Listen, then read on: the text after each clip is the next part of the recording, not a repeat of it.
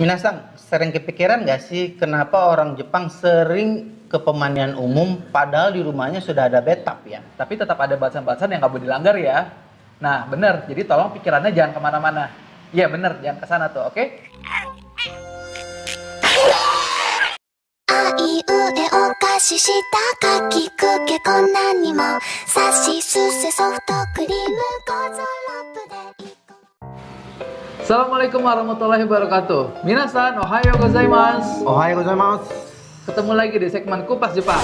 Tempatnya kita membahas berbagai macam hal menarik mengenai Jepang, mulai dari traveling, budaya, sejarah, lifestyle, dan berbagai macam hal menarik lainnya. Bersama saya Reza. Saya Hasnul. Terima kasih pada teman-teman yang klik video ini.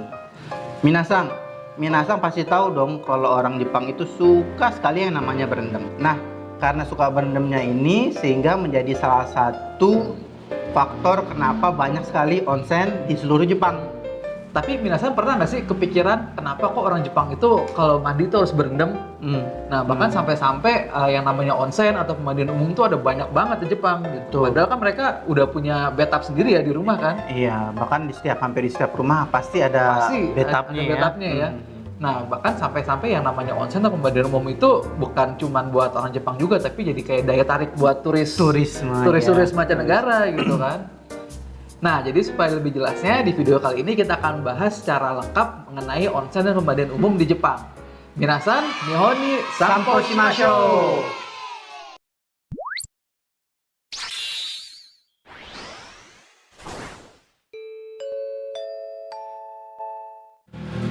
Untuk minasan yang sering nonton film-film Jepang, pasti udah tahu dong ya, kalau budaya dan kebiasaan mandi di Jepang itu berbeda banget sama Indonesia.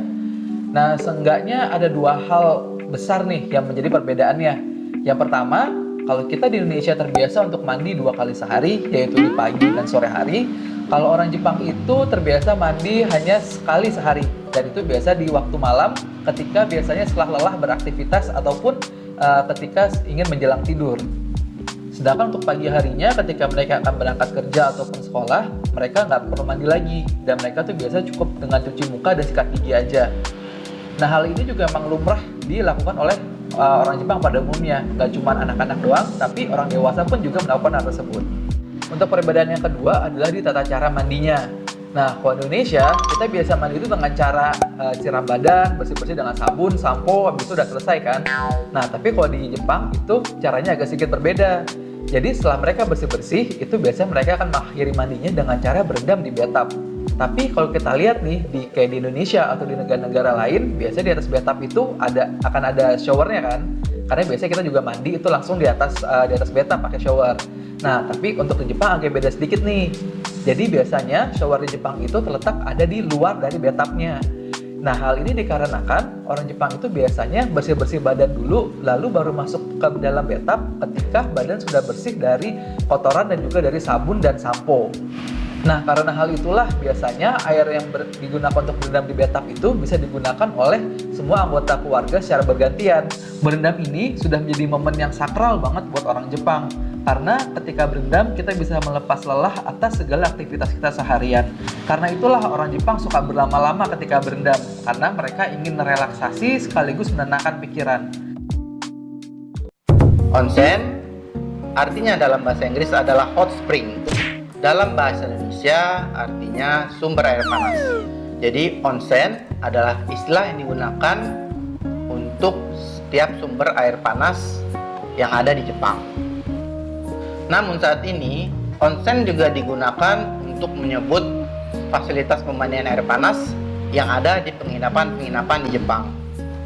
Jepang terkenal dengan negara yang mempunyai banyak gunung berapi yang masih aktif.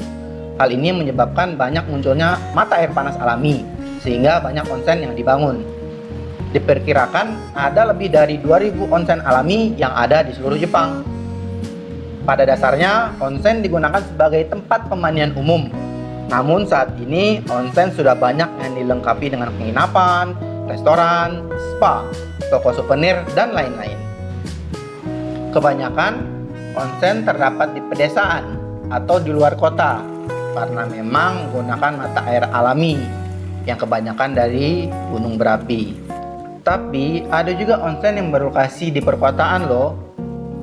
Biasanya orang yang datang ke onsen bersama keluarga ataupun teman dan sering dijadikan sarana untuk mendekatkan diri dan saling mengenal satu sama lain. Selain onsen, ada juga istilah sento atau pemandian umum. Pada umumnya, pengertian antara onsen dan sento itu sama. Namun, inti yang membedakannya adalah kalau onsen itu sumber airnya berasal dari mata air alami, sedangkan untuk sento, sumber airnya adalah buatan. Onsen ada yang indoor, ada juga yang outdoor. Onsen indoor bentuknya lebih kurang sama seperti sento. Sedangkan untuk onsen outdoor atau yang disebut rotenburo adalah onsen terbuka. Rotenburo ini tentunya memberikan daya tarik sendiri karena bisa menikmati suasana menyatu dengan alam sambil berendam. Minasang, sering kepikiran gak sih kenapa orang Jepang sering ke pemandian umum padahal di rumahnya sudah ada bathtub ya? Pada awalnya, sento didirikan untuk orang yang di rumahnya tidak mempunyai bathtub. Karena dulu mempunyai bathtub itu adalah suatu yang prestis. Ditambah budaya berendam ini sudah ada sejak zaman dulu sekali. Sehingga dibuatlah pemandian umum agar orang yang tidak punya bathtub bisa merasakan nikmatnya berendam. Namun, saat ini walaupun sebagian rumah sudah punya bathtub, banyak orang datang ke pemandian umum karena ingin merasakan suasana berendam yang berbeda. Nggak ada yang tahu pasti kapan pertama kali pemandian umum ini dibuat. Namun, budaya mengakrabkan diri di pemandian di onsen ini sudah ada sejak sangat lama. Namun bedanya pada zaman dahulu, tempat pemandian antara laki-laki dan perempuan itu dicampur di tempat yang sama. Berbeda pada saat ini yang dimana tempat pemandian umum laki-laki dan perempuan berada di tempat yang terpisah. Hal ini berlangsung dalam periode yang cukup lama, hingga akhirnya pada zaman Edo, yaitu di tahun 1603 hingga 1868, muncul larangan untuk menggabungkan pemandian laki-laki dan perempuan menjadi satu. Hal ini disebabkan karena sering terjadi tindakan pelecehan bahkan dijadikan tempat pelacuran di onsen tersebut. Peraturan ini baru benar-benar dilaksanakan dengan efektif ketika pasukan militer Amerika datang dan memaksa Jepang untuk menjadi negara yang terbuka terhadap dunia luar, yang pada saat itu dipimpin oleh Komandan Perry. Untuk cerita lebih jelas mengenai masuknya tentara Amerika ini ke Jepang, bisa cek video kita yang mengenai Odaiba di atas ini ya. Nah, sejak saat ini, peraturan tersebut mulai banyak ditaati oleh para pemilik onsen. Namun kembali lagi, karena budaya berendam antara laki-laki dan perempuan ini sudah mendarah daging sejak lama, masih banyak juga sih pemilik onsen saat itu yang nakal dan tetap membiarkan laki-laki dan perempuan berendam di tempat yang sama. Pada saat ini, semua onsen sudah memisahkan tempat pemandian antara laki-laki dengan perempuan karena pemerintah Jepang sudah resmi melarang akan adanya pemandian campur. Namun pemandian campuran sampai saat ini tetap ada dan biasanya terletak di pegunungan yang jauh dari kota. Istilahnya adalah onsen konyoku. Tetapi kebanyakan para pelanggannya adalah warga setempat dan biasanya orang-orang yang sudah berumur. Selain itu ada juga yang namanya kashiriki, yaitu kolam dengan ukuran tidak terlalu besar yang bisa digunakan untuk secara privat. Nah, jadi biasanya itu onsen-onsen yang besar punya nih kolam kashiriki ini. Tapi walaupun digunakannya secara privat, tapi tetap ada batasan-batasan yang nggak boleh dilanggar ya. Nah, bener. Jadi tolong pikirannya jangan kemana-mana. Iya bener, jangan kesana tuh, oke? Selain itu, onsen campuran bisa juga diadakan jika ada suatu grup besar yang menyewa satu onsen secara keseluruhan. Nah, grup ini biasanya bisa minta ke pemilik onsennya untuk menggabungkan pemandian antara laki-laki dan perempuan. Hal ini bisa terjadi karena biasanya anggota dari grup tersebut udah tidak akan merasa risih dan sudah setuju untuk mandi bersama. Selain itu, hal ini juga kembali lagi ke masalah uang ya. Jadi kalau misalnya ada satu grup yang menyewa seluruh onsen, tentunya si pemilik onsen ini akan mendapatkan uang yang cukup banyak.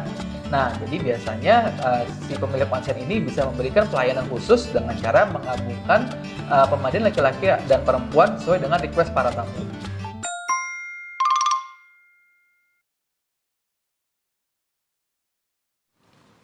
Seperti yang kita ketahui, Jepang itulah negara yang sangat-sangat detail, terutama detail dengan peraturan-peraturannya. Nah, kalau kita ngomongin onsen, teman-teman jangan bayangin kayak kita masuk kolam renang ya. Kalau kita masuk kolam renang tinggal copot baju, plung nyemplung. Jangan seperti itu.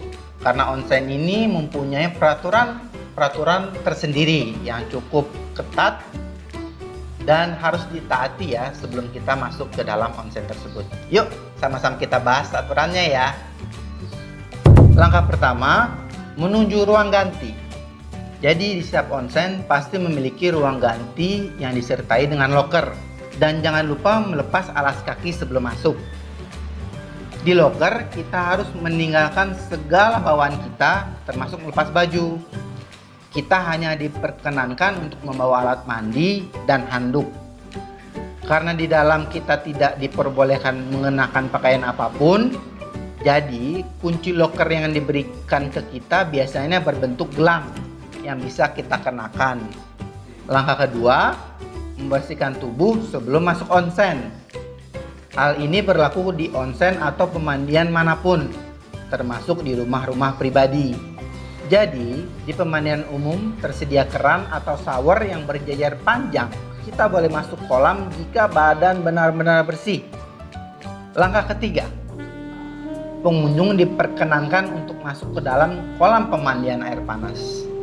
Namun sebelum masuk, jangan lupa untuk mengembalikan bangku dan gayung yang kita gunakan tadi ke tempat semula.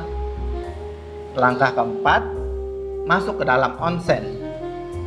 Perlu diperhatikan bahwa kita dilarang membawa atau mengenakan apapun saat masuk ke onsen alias harus telanjang. Maksimal barang yang diperbolehkan dibawa ke kolam adalah handuk kecil, dan itu pun tidak boleh terendam air. Biasanya pengunjung meletakkan di kepala atau di samping kolam. Langkah kelima, setelah selesai berendam, pengunjung bisa membilas kembali tubuh dengan shower yang digunakan untuk mandi tadi ya. Hal ini berfungsi untuk menstabilkan suhu tubuh setelah sebelumnya terendam air panas. Langkah keenam dan terakhir, keringkan badan sebelum kembali ke ruang ganti. Setelah berendam dan membilas badan, pengunjung diharuskan untuk mengeringkan badan semaksimal mungkin. Setidaknya jangan sampai ada air yang menetes dari tubuh. Karena hal itu akan dianggap jorok dan tidak sopan bagi orang lain. Dan tentunya hal itu akan mengotori lantai ruang ganti jika masuk dengan badan yang masih basah. Selain tata cara masuk onsen, di onsen juga ada tata krama atau norma-norma atau peraturan-peraturan yang harus ditaati bagi penggunanya. Memang di setiap onsen ada peraturan yang berbeda-beda, namun kita akan membahas secara umum. Yuk kita bahas. Yang pertama adalah larangan bagi orang yang memiliki tato. Tato sangat identik dengan yakuza atau kejahatan. Jadi orang yang memiliki tato harus cek dulu sebelum masuk onsen apakah onsen tersebut mengizinkan orang memiliki tato boleh masuk atau tidak. Karena ada beberapa onsen yang mengizinkan orang bertato untuk masuk ke dalam onsen. Yang kedua adalah orang yang masuk ke dalam onsen tidak boleh mengenakan pakaian apapun, tidak ada benang selai pun, kecuali handuk yang ditaruh di kepala atau yang ditaruh di pinggir kolam onsen. Yang ketiga adalah onsen bukan tempat bermain. Maksudnya walaupun beberapa onsen mungkin lebar, agak enak mungkin kalau kita bisa bermain di sekelilingnya. Itu sangat dilarang dalam peraturan onsen. Jadi kita tidak boleh berlari atau bercanda-canda di sekitar kolam onsen. Peraturan keempat adalah dilarang menyelam atau berenang.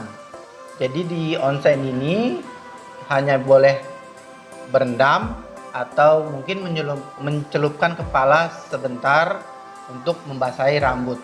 Yang dilarang adalah menyelam atau berenang seperti halnya kita di kolam renang ya, karena akan mengganggu kenyamanan pengguna onsen lainnya. Yang kelima adalah dilarang melompat. Jadi kita bayangin kalau di kolam renang enak ya kalau kita masuk ke kolam kita dengan melompat dengan gaya tertentu sehingga mempunyai sensasi tertentu. Nah di onsen ini tidak boleh. Karena onsen ini memang digunakan untuk relaksasi, orang nyaman di dalamnya. Takutnya ketika kita masuk ke dalam onsen dengan nyemplung, dengan tiba-tiba sehingga mengganggu kenyamanan orang lain yang menggunakan onsen. Nomor 6 adalah dilarang bermain air. Bermain air ini maksudnya apa sih? Nyemprot-nyemprot air. Kalau di kolam renang kita suka kayak shoot, nyemprot bermain air dengan teman-teman. Nah, di onsen ini sekali lagi bukan tempat bermain, jadi tempat relaksasi. Jadi kita sangat-sangat seperti halnya individualis lah. Kita masuk dengan tenang, kita menikmati air sendiri. Walaupun kita sama-sama teman, tapi tidak boleh terlalu bermain dengan teman ya, karena bisa mengganggu kenyamanan pengguna onsen lainnya. Yang ketujuh adalah dilarang membuat keributan. Maksudnya adalah sekali lagi kita tidak boleh membuat seperti ngobrol dengan suara keras, suara bebas, seperti halnya kita mungkin di tempat bermain. Karena mungkin kita bersama teman-teman enaknya dengan obrolan-obrolan menarik, padahal kita mengganggu orang lain. Jadi sekali lagi kita memperhatikan kenyamanan orang lain. Ya, itulah beberapa informasi mengenai onsen yang bisa kita share di video kali ini. Nah, minasan, udah ada belum nih yang pernah nyobain mandi di onsen? Kira-kira kalau udah nyobain gimana rasanya? Kayak aneh gitu atau cuek-cuek aja gimana? Harusnya kalau kita ngerti tradisinya, mudah-mudahan harusnya nggak masalah ya. Nggak masalah ya. Mungkin coba nih yang pernah nyobain di onsen, coba share pengalamannya di bawah ya. Nah, untuk yang belum nyoba, kira-kira penasaran, ada kepikir nggak nih mau nyobain mandi di onsen nih kalau misalnya suatu saat ke Jepang? Nah, kalau misalnya mau nyobain, kira-kira apa sih alasannya? Nah, coba share dong gitu. Atau kalau misalnya nggak mau juga, kenapa nih alasannya? Saya share ya di bawahnya ya, ke alasannya ya. Nah, apapun pendapat dan pandangan kita tentang budaya onsen ini, seharusnya kita bisa saling menghargai ya. Apalagi budaya onsen ini sudah sangat berakar sekali di kebudayaan Jepang. Ya, sekian pembahasan kita di video kali ini. Jika video ini dirasa bermanfaat, jangan lupa di like, share, dan subscribe untuk yang belum subscribe. Dan jangan lupa juga kalau misalnya ada pertanyaan, kritik, atau saran, langsung tulis saya di kolom komentar ya. Oke, sekian video kali ini. Akhir kata, Assalamualaikum warahmatullahi wabarakatuh. Mata Mata Raishu.